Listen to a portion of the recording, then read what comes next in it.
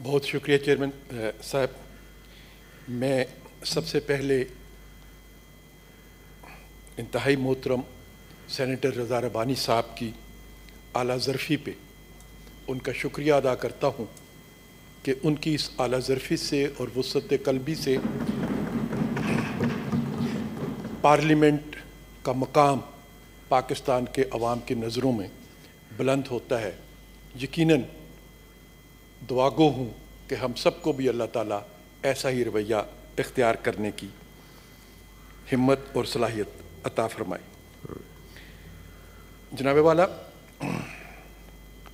میں اصل موضوع سے پہلے جو گفتگو یہاں پہ کی گئی اس میں سے چند باتیں ایسی ہیں جن کی طرف آپ کی توجہ دلانا اپنا فرض سمجھتا ہوں. میں طالب علم ہوں.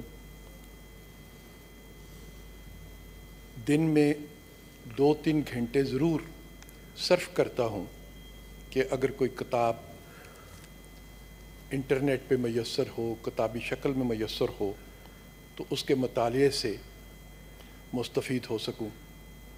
70 سال کی میری عمر ہے جناب. آج تک کسی کتاب میں، خواہ وہ اردو کی تھی، پنجابی کی تھی، پشتو یا بلوچ زبان میں تھی، یا سندھ میں تھی، یا کسی غیر ملکی زبان میں تھی جن سے تھوڑا بہت میں واقف ہوں، مجھے تن دو جیسا کوئی لفظ نہیں ملا. یہ لفظ میں نے پارلیمنٹ میں سنا اور آپ کی صدارت میں سنا. میں آپ کی وسعت قلبی کو بھی سراہتا ہوں کہ آپ ایسے الفاظ کو استعمال کرنے کی اور جذب رکھنے کی حوصلہ رکھتے ہیں اور برداشت کرنے کی قوت رکھتے ہیں. آپ بھی اس کے لیے تحسین کے مستحق. جناب والا،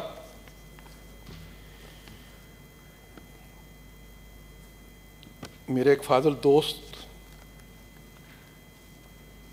فرما رہے تھے کہ 70 سالوں میں یہ پہلی ان کی حکومت ہے جس نے پاکستان میں کسی بڑے ڈیم پر کام شروع کیا ہے. 2 ڈیم کا نام بھی انہوں نے لیا. ایک دیا میر بھاشا ڈیم ہے، دوسرا محمد. یہ ریکارڈ پہ ہے اور ان کو اگر وہ ہاؤس میں موجود ہوتے تو ضرور میں یہ دریافت کرتا کہ دیا میر بھاشا ڈیم کے لیے جو ہزاروں ایکڑ زمین جس پہ وہ دعویٰ کر رہے ہیں کہ پہلا انہوں نے شروع کیا ہے، وہ زمین کہاں سے آئی؟ کیا دیا میر بھاشا کہیں مریخ پہ بن رہا ہے، چاند پہ بن رہا ہے، یا پاکستان میں بن رہا ہے؟ اگر پاکستان میں بن رہا ہے تو پھر اس کے لیے کوئی زمین استعمال کی جا رہی ہوگی. تو کیا زمین ان کی حکومت نے خریدی، یا زمین ان کو کہیں سے تحفے میں مل گئی، اچانک آنکھ کھلی اور وہ زمین دستیاب تھی اور اس پہ ڈیم کا کام شروع کر دیا گیا، یا زمین کسی نے خریدی تھی؟ اگر زمین کسی نے خریدی تھی، اس کی پیمنٹ کی تھی، تو پھر یہ کریڈٹ بند کو شروع کرنے کا اسی کو جائے گا. اور جناب والا، میں یہ اعتراف کرتا ہوں کہ اس زمین کی خریداری کا کام پاکستان پیپلز پارٹی کے زمانے سے شروع ہوا اور پاکستان مسلم لیگ نون کے زمانے میں تکمیل تک پہنچا. لہٰذا دیا میر بھاشا ڈیم کی تعمیر کا سہرا اگر جائے گا تو گزشتہ 2 جمہوری حکومتوں کو جائے گا کہ انہوں نے اس پر کام شروع کرایا تھا. دوسری بات جناب والا،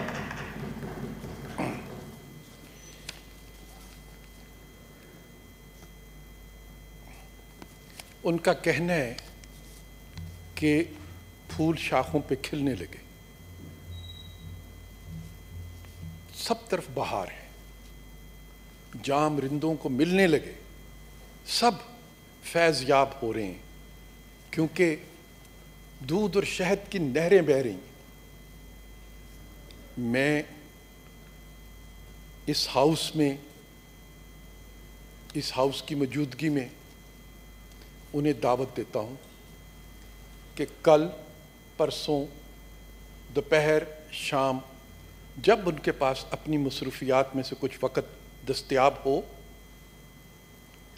یہ ناچیز ان کے ساتھ اسلام آباد، راولپنڈی، پشاور جہاں پہ ان کی 8 سال سے حکومت ہے. لاہور، ملتان، کوئٹہ، جہاں چاہیں، جس شہر میں چاہیں، میں ان کے ساتھ اس کے کسی بازار میں جانے کے لیے تیار ہوں. جناب والا، ان کا سرکاری پی ٹی وی کا کیمرہ ساتھ ہوگا اور سرکاری پی ٹی وی کی ڈی ایس این جی بھی ان کے ساتھ ہوگی، یہ حقیر بھی ان کے ساتھ ہوگا. ہم بازار میں کھڑے ہوں گے، کیمرے میں لوگوں سے وہ سوال کر کے پوچھیں گے کہ کیا تمہیں دستیاب چیزیں ماضی کے مقابلے میں ارزاں نرخوں پر مل رہی ہیں یا مہنگے نرخوں پر مل رہی ہیں؟ اور جو جواب آئے گا پی ٹی وی پہ اس کو چلایا جائے گا. وہ لوگوں سے سوال کریں گے کہ کیا تمہاری قوت خرید 2013 سے 2018 کے زمانے کے مقابلے کی ہے، اس سے کم ہوئی ہے یا اس سے زیادہ ہوئی ہے؟ جو جواب آئے گا وہ پی ٹی وی پہ چلے گا، لائیو چلے گا. میں تیار ہوں. ان سے کہیے کہ وہ اپنا وقت عنایت فرما دیں، پی ٹی وی کو ہدایت کر دیں، تاکہ ہم بازار میں جا کے جن دودھ اور شہد کی نہروں کے بہانے کا ذکر وہ اس فلور پہ کر رہے ہیں، اس ایوان میں کر رہے ہیں، اس کا ہم پاکستان کے لوگوں سے جواب تو سن لیں، تاکہ دودھ کا دودھ اور پانی کا پانی ہو جائے کہ سپریم کورٹ آف پاکستان نے جس کو صادق اور امین کا سرٹیفکیٹ عطا کیا، اس کے زمانے میں خلق خدا کیا کہتی ہے، اور جن کو نااہل کیا گیا ان الزامات پہ جو آج بھی پاکستان کی کسی عدالت میں ثابت نہیں کیے جا سکتے، ان کے بارے میں خلق خدا کیا کہتی ہے. ہاؤس میں آ کے کھڑے ہو کے تقریر کر لینا اور پاکستان کے عوام کی عدالت میں جا کر پیش ہونا اور اس سے اپنی باتوں کی تائید کرانا، جناب والا یہ دو مختلف عمل ہے. لہذا میں تیار ہوں کہ بازار میں چلتے ہیں اور خلق خدا سے، عوام کی عدالت سے ان کے سچ اور جھوٹ کو دریافت فرماتے ہیں.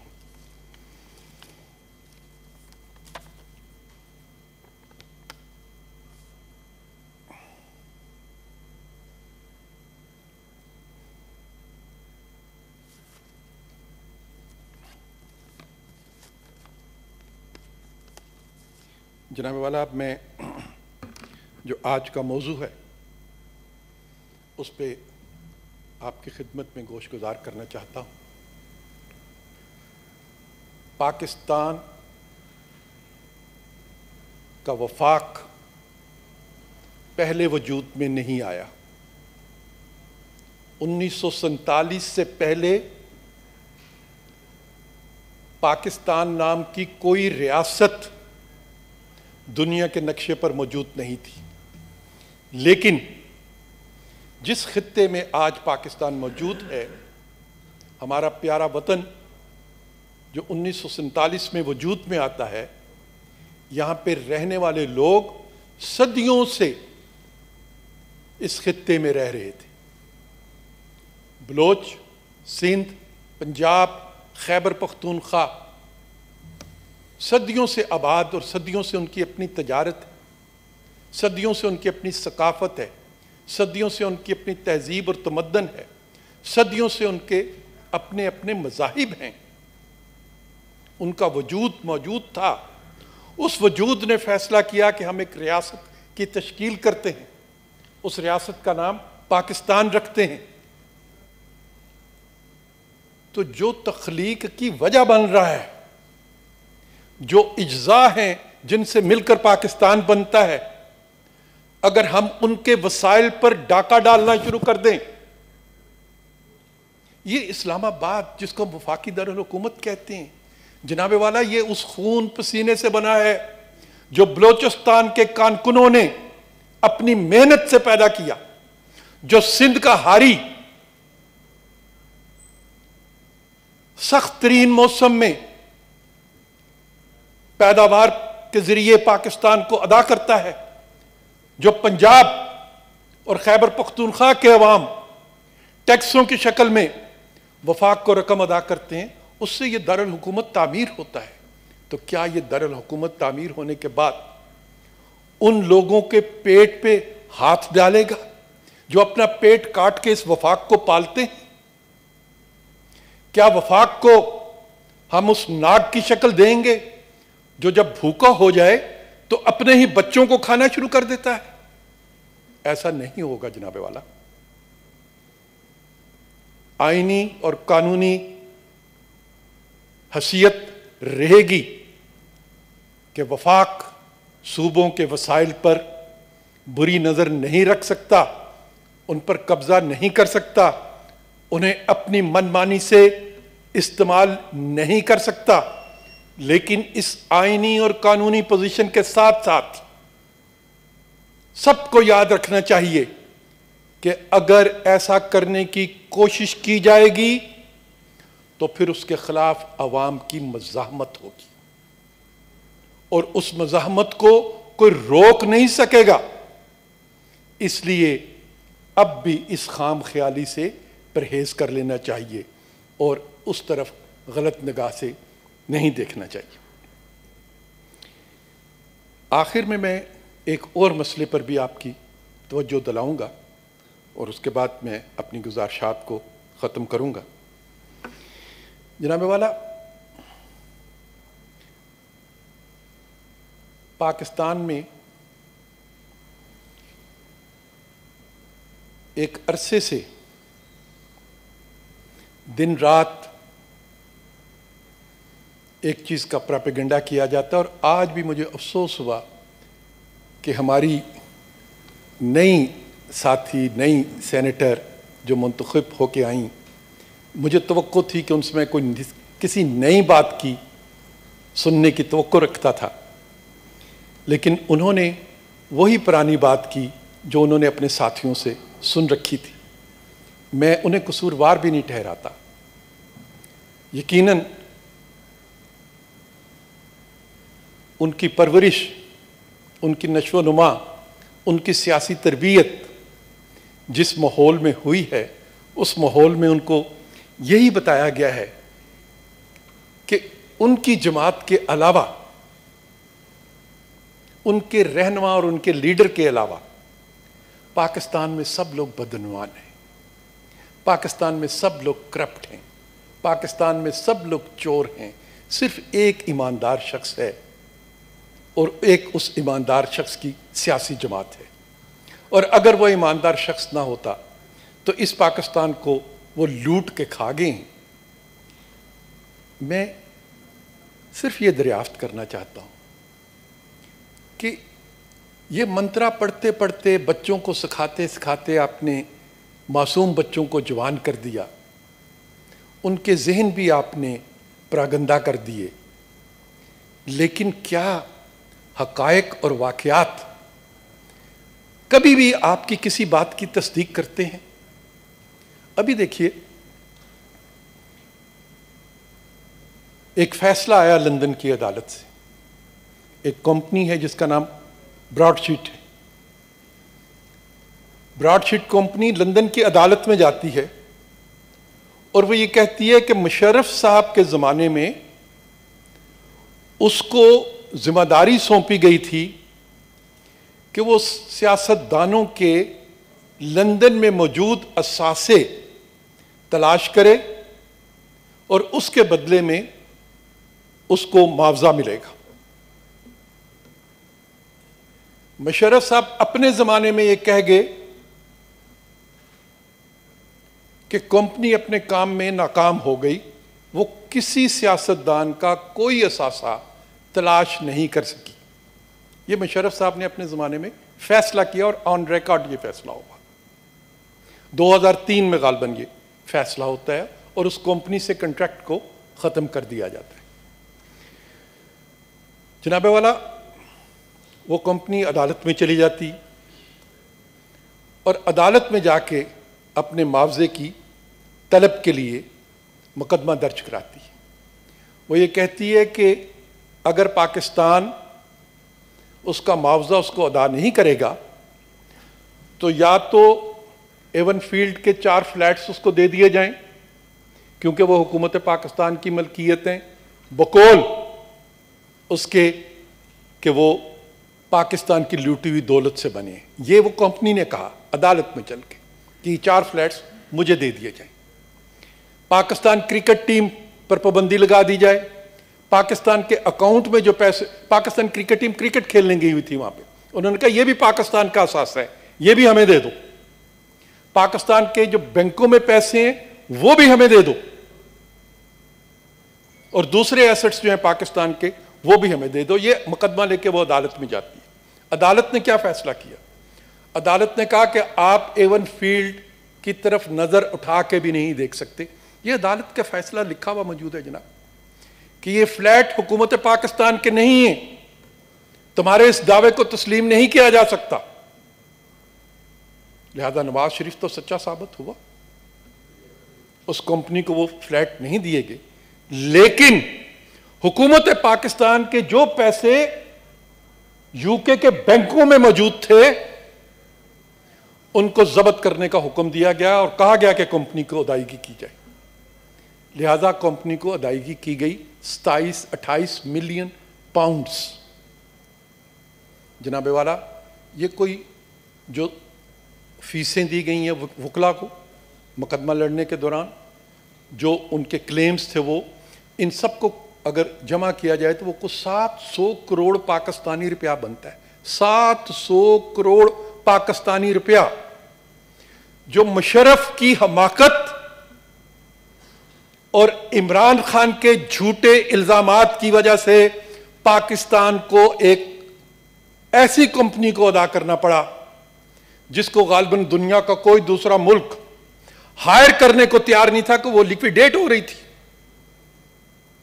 وہ کمپنی لیکویڈیٹ ہو رہی تھی.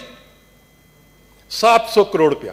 جناب, کیا اس 700 کروڑ روپے سے میرے بچوں کے لیے سکول نہیں بن سکتے تھے؟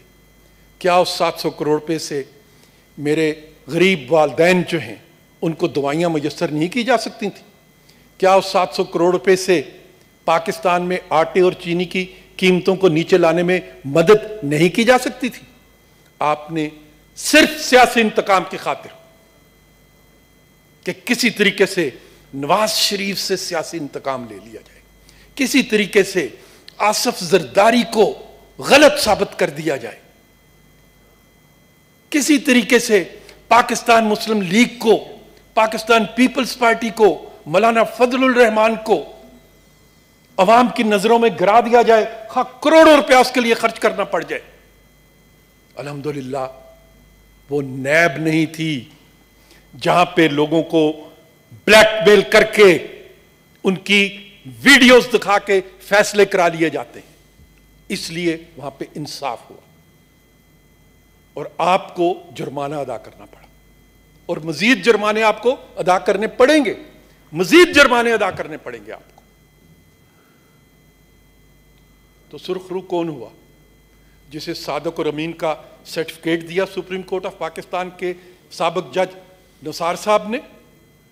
یا سرخ رو وہ ہوا جسے نااہل قرار دے کے پاکستان کی سیاست سے باہر رکھنے کی کوشش کی جا رہی ہے؟ اور آج بھی کیا رویہ ہے